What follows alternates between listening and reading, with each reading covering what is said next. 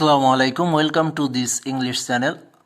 আজকে আমরা ট্যাগ কোশ্চেনের লাস্ট পার্ট নিয়ে হাজির হলাম। আজকে যে বিষয়টি দেখাবো আমরা সে বিষয়টি খুবই গুরুত্বপূর্ণ। এই প্রশ্নগুলো পরীক্ষায় অনেক সময় আমরা থাকতে দেখি এবং যেগুলো ভুল করে থাকি। ওকে, শুরু করা যাক। এখানে আমরা দেখি নিডের ব্যবহারগুলো আমরা পরীক্ষায় থাকতে দেখি, যেরকম থাকে নিডস টু এবং নিড টু এবং নিড নট এভাবে থাকে। সেন্টেন্সগুলো আমরা দেখি, he needs to go there, he need to go there এবং হি নিড নট গো দেয়ার। এখানে শুরুতে নিডস শব্দটি অর্থাৎ যে ভার্বটি রয়েছে এই ভার্বটি মেইন ভার্ব, এজন্য ট্যাগ কোশ্চেনটি করতে হবে ডাজেন্ট হি।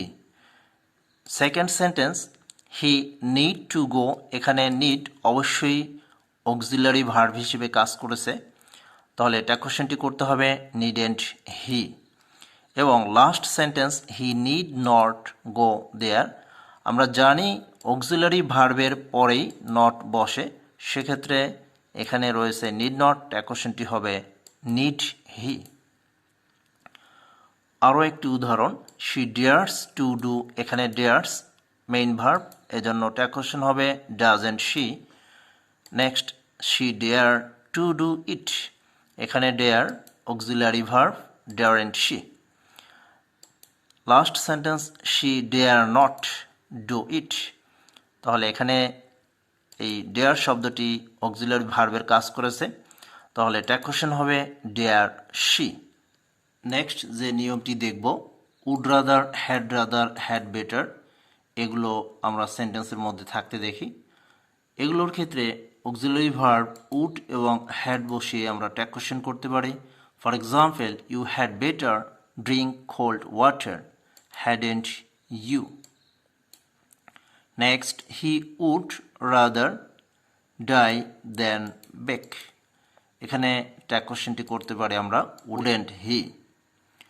তারপরে অনেক সময় আমরা সাবজেক্ট দেখি, সাবজেক্টের পরে রিলেটিভ প্রোনাউন, তারপরে ভার্ব থাকে, লাস্ট আরও একটি ভার্ব থাকে, অর্থাৎ যখনই শুরুতে রিলেটিভ প্রোনাউন বসে সেক্ষেত্রে ভার্ব দুইটি থাকে, শেষ ভার্বটি দিয়ে ট্যাগ কোশ্চেনটি করতে হয়। For example, people who R industrious can shine in life, এখানে দ্বিতীয় ভার্ব ক্যান আর শুরুতে সাবজেক্ট পিপল, তাহলে ট্যাগ কোশ্চেনটি হবে can't they. Second sentence, most of the students who fail in English don't have strong foundation on the grammar, এখানে দ্বিতীয় verb do, first verb হলো fail, তাহলে ট্যাগ কোশ্চেনটি করতে হবে do they.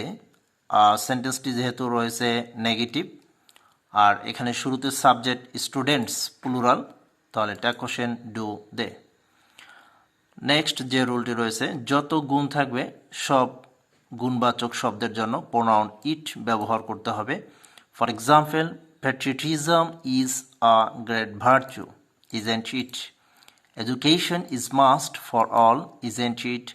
Honesty is a great virtue, isn't it?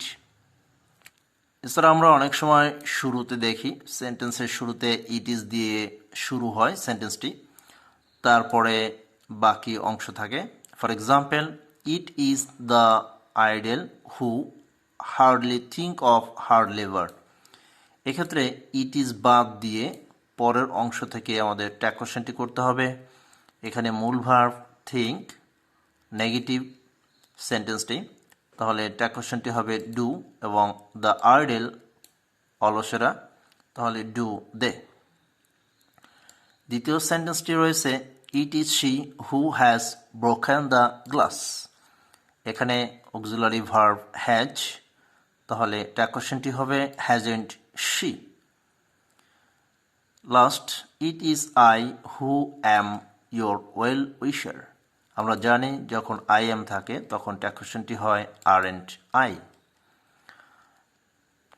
এখানে আমরা একটি বিষয় রেখেছি, যখনই আমরা দেখব আওয়ার ইয়াং জেনারেশন অথবা স্টুডেন্টস অর্থাৎ প্লুরালবাচক যখন শব্দ থাকবে তখন প্রোনাউন হিসেবে দে ব্যবহার করতে হবে। দোষ যখন থাকবে সেক্ষেত্রেও দে ব্যবহার করতে হবে। এই ব্যতিক্রম নিয়মগুলো আমরা অবশ্যই প্র্যাকটিস করব এবং শিখে নেব, যাতে আমরা পরীক্ষায় এগুলো কমপ্লিট করতে পারি। ভিডিওটি যদি ভালো লাগে অবশ্যই চ্যানেলটি সাবস্ক্রাইব করে সাথে থাকবে। Thank you all.